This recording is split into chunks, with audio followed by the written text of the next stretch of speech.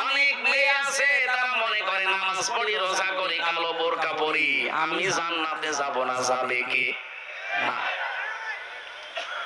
কোন স্বামী, যেমন আমি সবার পক্ষ নিয়ে বলছি, এখানে যত স্বামী আছে শুধু এই কয়জন এটা রেকর্ড হচ্ছে, 18.5 কোটি মানুষ বাংলাদেশে এখন, যত স্বামী, প্রত্যেকটা স্বামীর পক্ষ থেকে আমি হামজা বলছি, প্রতিটি স্বামী চায় বিয়ের পরে আমি খেয়ে থাকি না খেয়ে থাকি, আমার মা বাবা আমার সাথে থাকবে। এটা চাই কারা কারা দেখি হাত তোলেন তো, এই ক্যামেরার দিকে মারো, আরো ক্যামেরা মারো, দেখো কার সঙ্গে হাত তুলিস। এই কথা বলা লাগবে, বসেন বসেন বসেন। সম্মানিত মা বোনেরা, শুধু ওয়াজ শুনতে আসা না, এটা আপনার জীবনের প্রথম ওয়াজ, আসল ওয়াজ, এইটাই শেষ ওয়াজ। আপনি নিজের মা বাবাকে যেভাবে মনে করেন, যেভাবে উদারতা দেখান, শ্বশুর শাশুড়িকে আপনি সহ্য করতে পারেন না, তাদের কিছু হলেই স্বামীর কানে কানে তুলে দেন, আপনি মানুষ জীবনে জান্নাতের ঘ্রাণ পাবেন না।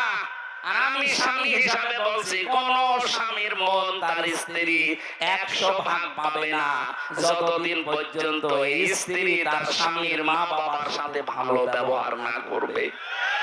কিন্তু এখন এমন জামানা, সহ্যই করতে পারে না, নিজের মা বাবার হাজারো ভুল হয়, কিচ্ছু বলে না, আর স্বামীর মা বাবার পান থেকে চুন খসলেই স্বামীর কানে কানে তুলে দেয়। এই কথা বলছেন, এরকম পুত্রবধূ দেশে নেই। এটা ছোট মনের বউ, এই ন্যারো মাইন্ডের বউ আমরা চাই না। কার কার বউর এরকম মন ছোট, হাত তোলেন তো। এই না না, আপনি হাত তুলছেন কোন আশায়? বাড়ি গেলে আজকে আপনাকে থাকতে দেবে? বলে তোর ওয়াজ শোনাচ্ছি, দাঁড়া, তোর খাটের নিচে থাকাবে না। মা বোনেরা, আমি আপনাদেরকে অনেক ভালোবাসি, আমি চাই না আপনি ছোটখাটো বিষয়ের জন্য জাহান্নামে হয়ে যান।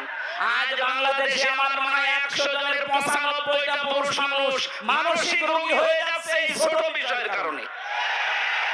আপনি ছাড় দিতে চান না, অথচ নামাজ পড়ে, রোজা রাখে, কালো বোরকা পরে, তারপর কি কিসের জন্য নামাজ পড়েন আপনি?